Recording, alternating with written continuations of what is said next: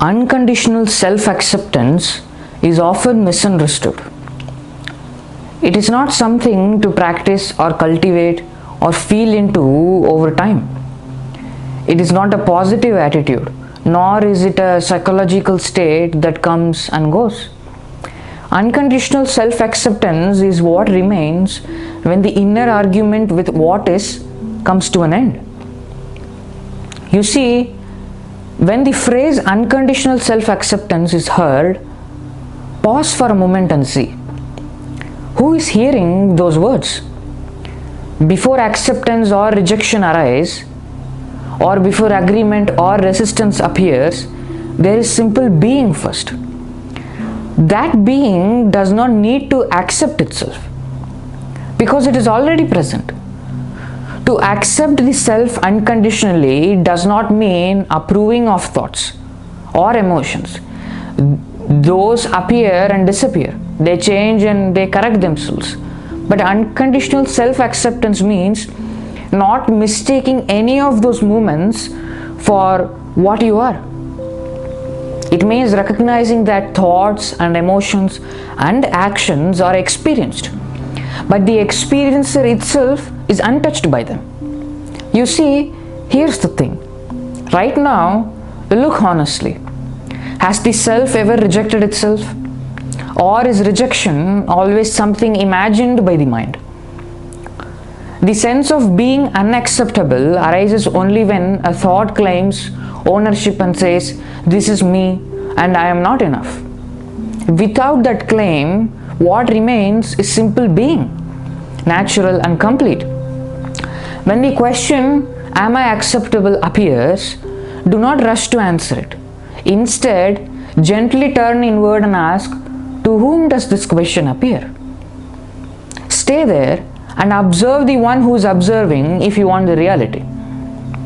From here, it becomes easier to differentiate between two things: self-improvement driven by validation and growth that arises from already being whole. You see, when the growth is driven by validation, it carries a certain amount of taste. There is restlessness and there is sense of becoming, like I will be whole when this changes, and so on and so on. You see, the mind moves toward an image of a future self and quietly turns away from the present one.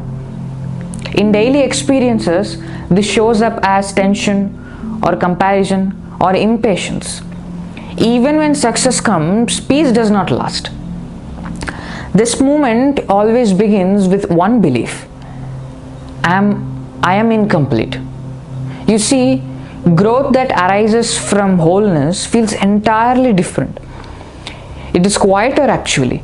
There is no urgency to arrive somewhere or to do something more. Action happens the way breathing happens, but not to fix the self, but as an expression of it. In my experience, what you will see is that you will notice ease rather than strain, curiosity rather than self-judgment, or effort without inner conflict. The same actions may still occur, like learning, refining, and letting go, but the center has shifted.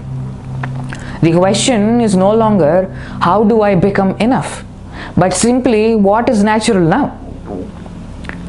I will tell you one question that I did before actions.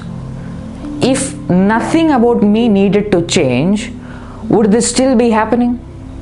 If the answer is yes, then it is growth from wholeness. If the answer is no, then the mind is bargaining for acceptance.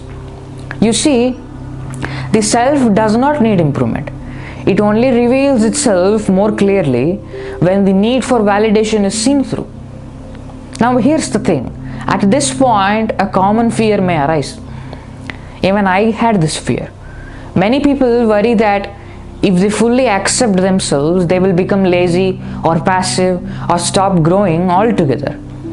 This fear comes from a misunderstanding of where movement truly originates.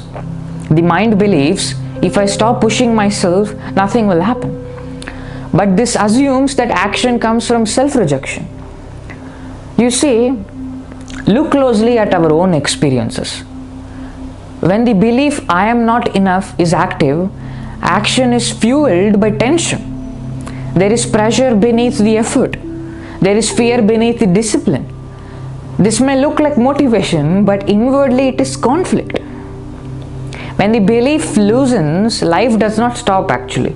What stops is compulsive striving. The body still eats when hungry. The mind still learns when interests it. The heart still responds what calls for care. But you see, action continues. But it is no longer driven by anxiety about identity or anything. Motivation changes its flavor. It becomes quieter and more precise and more sustainable.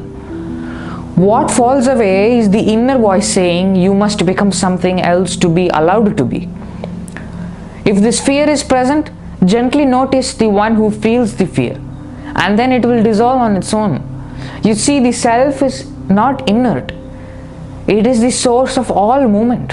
When the false driver of I am not enough is removed, what remains is not stagnation, but intelligent action without struggle.